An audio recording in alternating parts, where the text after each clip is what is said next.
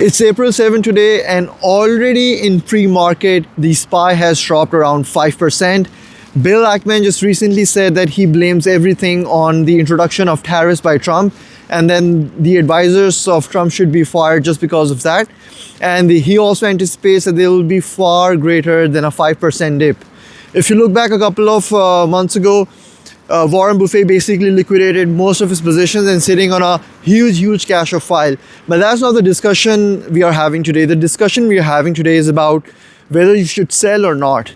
One of my friends recently reached out to me and he was basically asking for my advice that, hey, all of my shares are down and mostly my funds are most of my investments are in the index ones. So what should I do? Should I liquidate and set it tight?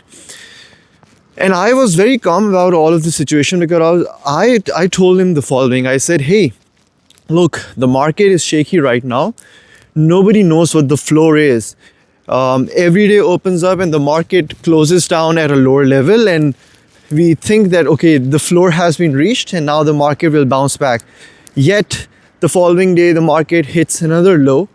So honestly, nobody knows what the low is because with the tariff policies, nobody really understands the impact in a 12-month forward or a 24-month forward outlook. But that's not the point. The point is that if you're investing in index ones, and although the market may be super tight in the next couple of quarters as well, since your horizon is long-term, and I think everybody's horizon with investments should be long-term, it's okay if the markets are tanking. It would have been foolish of you had you invested all of your money into the markets already and you have no cash on the side to invest. But I would say that just observe the market and do what you were supposed to do anyways.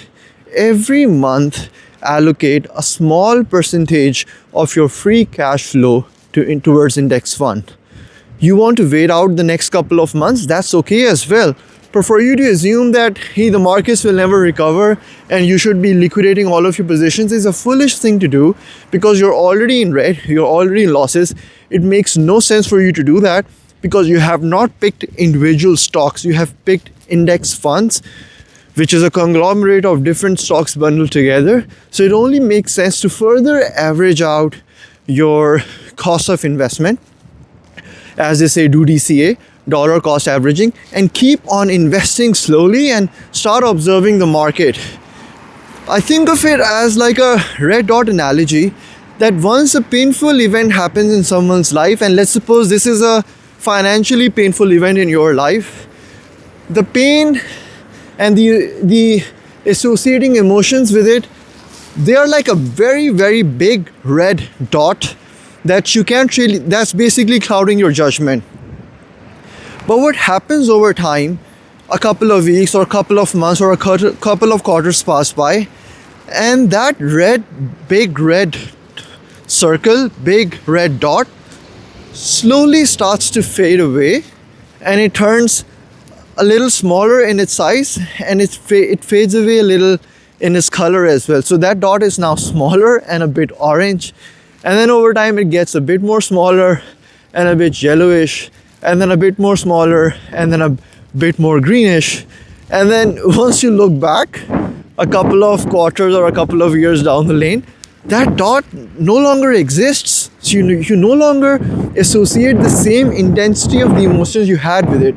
So if your emotions are all over the place right now, just wait it out. Embrace what's happening. Make sure you have a clear, sound judgment around this. And don't panic and sell.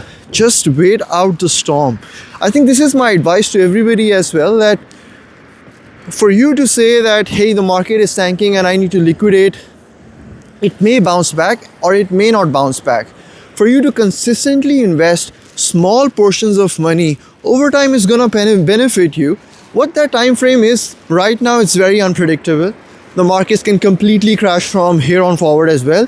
But as I said, it doesn't really matter because your horizon should be a very long horizon, more like of a retirement horizon, 5, 10, 15, 20, 25 years down the lane. And if you keep that perspective in mind, then it's okay. Really, it is. Let's see what happens when the market actually opens on April 7th. But super interesting times. April and May is going to be super interesting.